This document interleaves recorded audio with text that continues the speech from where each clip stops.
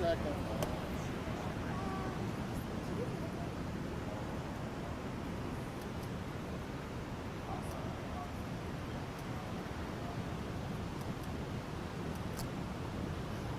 Let me know when you guys want me to get started. I'm on your time. Chief, can you go ahead and start by stating your name? Will do.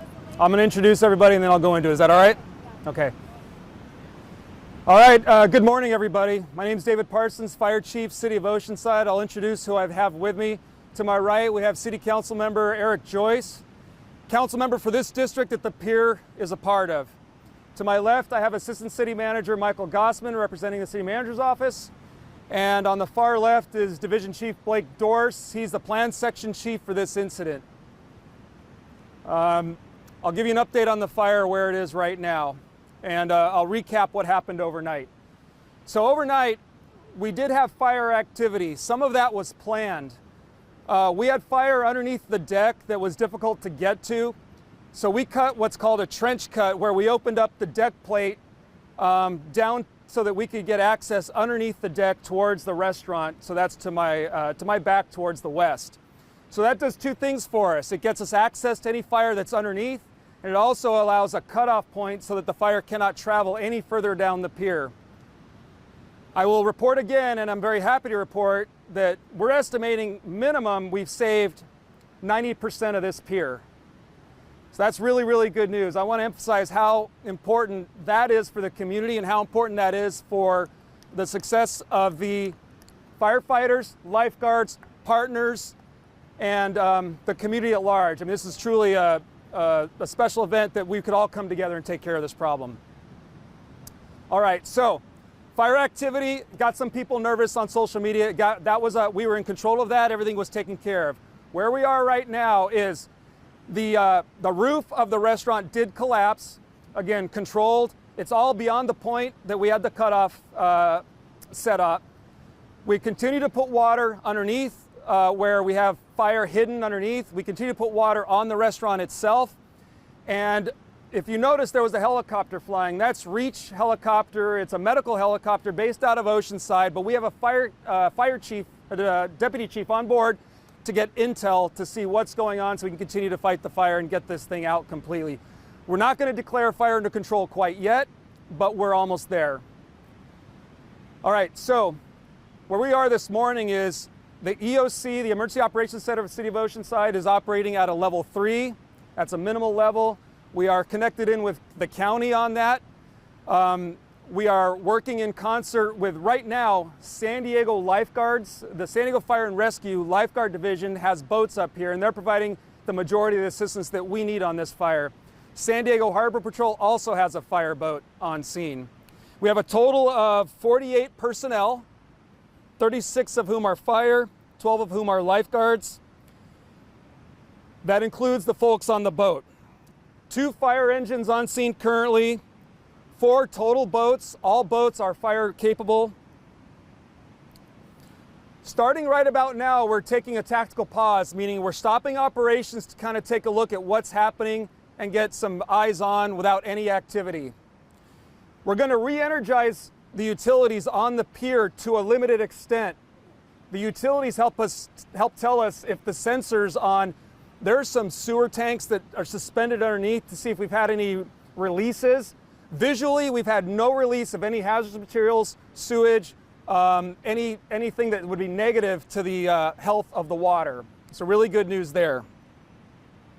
We're going to evaluate if we have any further aircraft needs for water dropping capabilities. Haven't made that decision yet. We're using drones. Our city has an active drone program amongst various departments. We're trying to get drones to view underneath the deck to make sure that we can get a visual on any fire underneath there. The city engineer has done an initial basic evaluation. Everything looks stable beyond the point of, up to the point of the cut that we created. However, we still don't have a full assessment of where the fire has burned. We do have contractors, structural engineering contractors who have offered up assistance. They've worked with the city, so that is in motion to evaluate that. Very importantly, the Coast Guard has issued a safety zone for the pier up to the beach 500-yard distance legal safety zone that they can enforce. Nobody is allowed within 500 yards of the pier. That's for the public safety, to maintain a separation distance to anybody that wants to come in. I need to emphasize two things. Really great success. However, we do have debris washing up on shore. The beaches are closed to a limited extent around the pier. We can't have people coming in and playing in the water.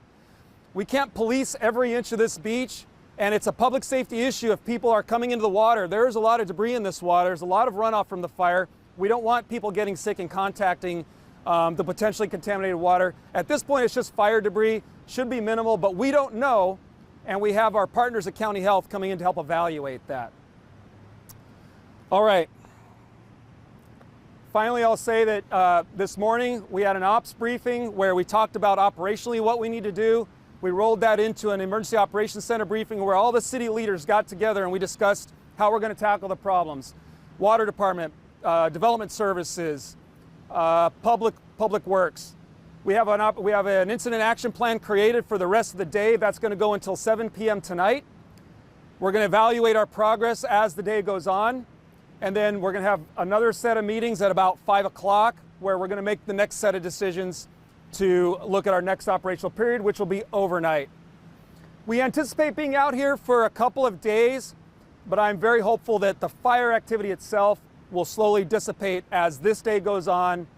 Unknown if that'll be done by tomorrow, but I remain optimistic. Again, thanks to our partners across the county, across the country. We have federal agencies here now. And that's probably the end of my statement for the moment. Do we have any questions? The beaches are going to be closed all the weekends? I'm sorry, say that again? Are going to be closed the beaches all the rest of the weekend? Indeterminate amount of time on how long the beaches are going to be closed. That's based on water quality. So as the water is sampled by County Health, that's when we'll know if we're going to open up the beaches again. I don't know if you already mentioned it, but do you know the cause of fire? We do not know the cause. We haven't had anybody that's been able to get close enough. We haven't determined safety yet. So nothing's been ruled out of intentional, unintentional, anything of that sort. But we do have a fire investigation team, and the ATF is assisting us. That's the Federal Department of Alcohol, Tobacco, and Firearms, and their investigation team is going to support us.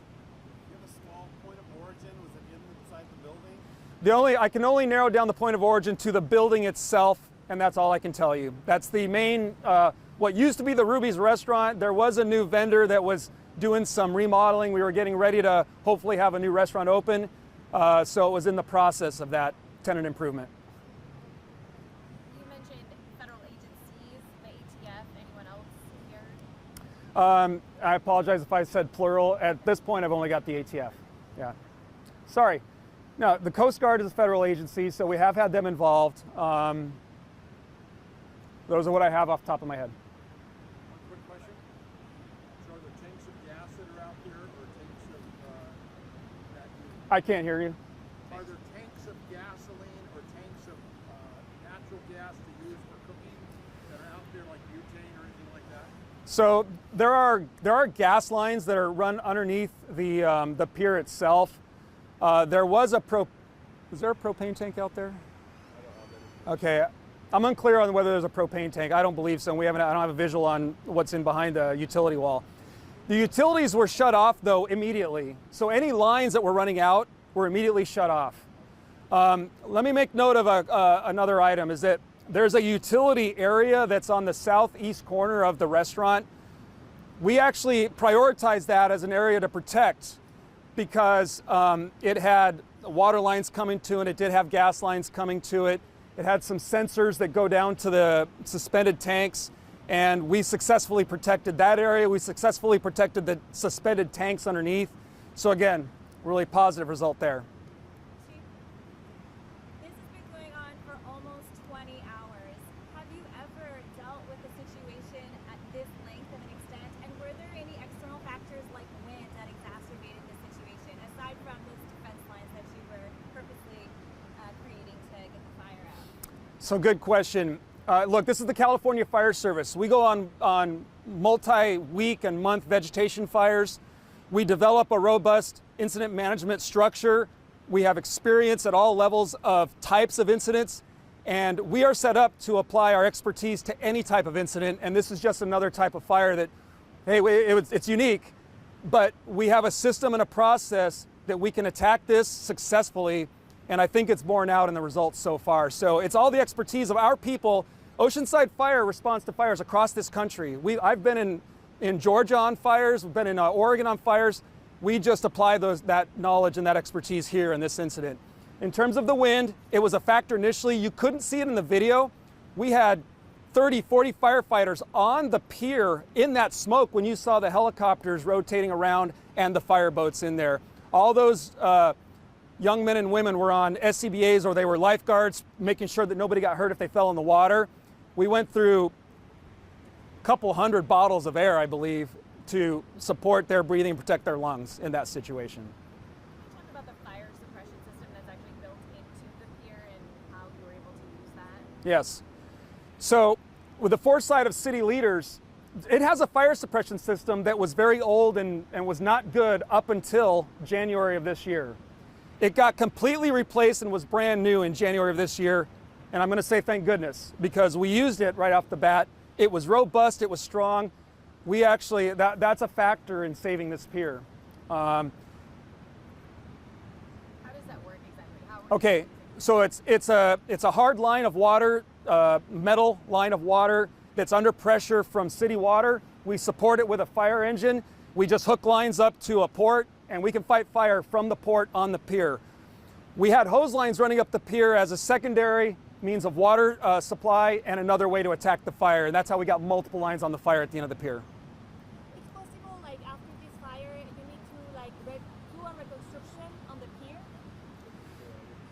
Say the question again, please. Like with the fire that happened, it's possible like you need to do a reconstruction of the pier in the basement or something? So I don't think I can really answer well on reconstruction, but we've saved 90 to 90% of this pier.